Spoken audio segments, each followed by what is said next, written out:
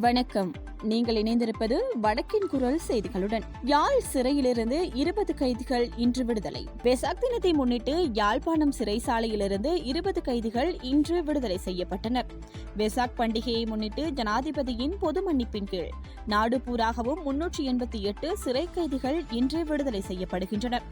சிறு குற்றங்களுக்காக குறுகிய கால சிறை தண்டனை விதிக்கப்பட்ட கைதிகளே இவ்வாறு விடுதலை செய்யப்படுகின்றனர். இதன்படி யாழ்ப்பாணம் சிறைச்சாலையில் தடுத்து வைத்திருந்த 20 கைதிகள் இவ்வாறு விடுவிக்கப்பட்டுள்ளனர்.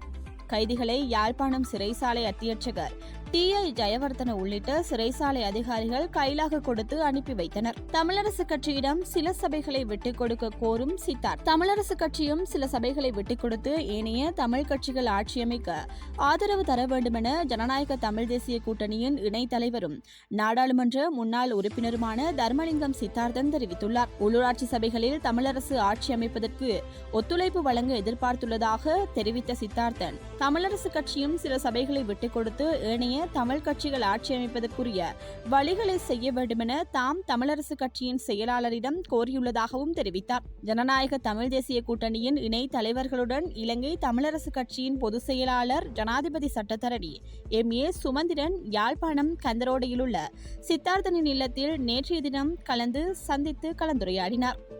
இதன்போது நாடாளுமன்ற உறுப்பினர் செல்வம் அடைக்கலநாதன், முன்னாள் நாடாளுமன்ற உறுப்பினர்களான தா. சித்தார்த்தன், ஸ்ரீஸ் பிரேமச்சந்திரன், மு. சந்திரகுமார் உள்ளிட்டோரும் கலந்து கொண்டனர்.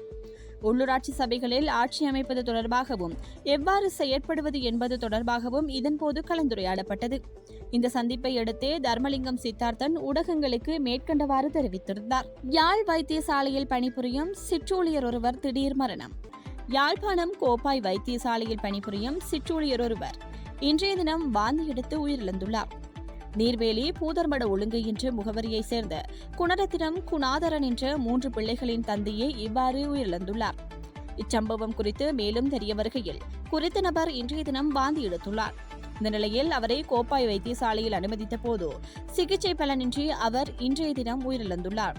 அவரது சடலம் மீதான மரண விசாரணைகளை திடீர் மரண விசாரணை அதிகாரி ஆர். ஜெயபாலசிங்கம் மேற்கொண்டார். இதய நோய் காரணமாக மரணம் சம்பவித்துள்ளதாக உடற்கூற்று பரிசோதனைகளில் தெரியவந்துள்ளது. தன்சல்களில் கலந்து கொள்வோர்களுக்கான விசேட அறிவிப்பு.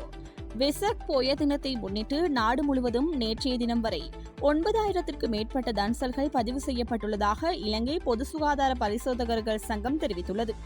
மேலும் தன்சல்களை பரிசோதிப்பதற்காக 2,000க்கும் அதிகமான பொது சுகாதார பரிசோதகர்கள் பணியில் ஈடுபடுத்தப்பட்டுள்ளதாகவும் தெரிவிக்கப்பட்டுள்ளது. மேல் மாகாணத்திலேயே அதிகளவான தன்சல்கள் பதிவு செய்யப்பட்டுள்ளதாக பொது சுகாதார பரிசோதகர்கள் சங்கத்தின் செயலாளர் தெரிவித்துள்ளார். உணவு தயாரிக்கும் பகுதிகள், தன்சல் நடைபெறும் இடங்கள், மூலப்பொருட்கள் மற்றும் நீரை தொடர்ந்து பரிசோதிக்குமாறு பரிசோதகர்களுக்கு அறிவுறுத்தப்பட்டுள்ளதாகவும் அவர் தெரிவித்தார். இருமல், சளி அல்லது தொற்று நோய்கள் காணப்படுபவர்கள் தன்சல்களில் கலந்து கொள்வதை தவிர்க்குமாறு அறிவுறுத்தப்பட்டுள்ளனர். கொழும்பு துறைமுகத்தை வந்தடைந்த மலேசியாவின் சொகுசு பயணிகள் கப்பல் ஐட்டா ஸ்டெல்லா சொகுசு பயணிகள் கப்பல் இன்று காலை கொழும்பு துறைமுகத்தை வந்தடைந்தது. மலேசியாவிலிருந்து 2022 சுற்றுலா பயணிகள் மற்றும் 628 பணியாளர்களுடன் குறித்த கப்பல் வந்ததாக தெரிவிக்கப்பட்டுள்ளது.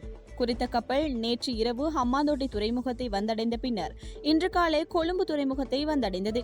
மேலும் ஆஸ்திரேலியா, பிரேசில், கனடா மற்றும் பெல்ஜியம் உள்ளிட்ட 30 நாடுகளைச் சேர்ந்த சுற்றுலா பயணிகள் குறித்த கப்பலில் வந்ததாக தெரிவிக்கப்பட்டுள்ளது. இந்த சுற்றுலா பயணிகள் இன்று கொழும்பு, பின்னவல, கண்டி மற்றும் நீர்கொழும்பு ஆகிய சுற்றுலா தலங்களுக்கு செல்ல உள்ளனர். இத்துடன் வடக்கின் குரல் செய்திகள் நிறைவுக்கு வருகின்றது. தொடர்ந்தும் வடக்கின் குரல் செய்திகளோடு இணைந்து கொள்ளுங்கள். வணக்கம்.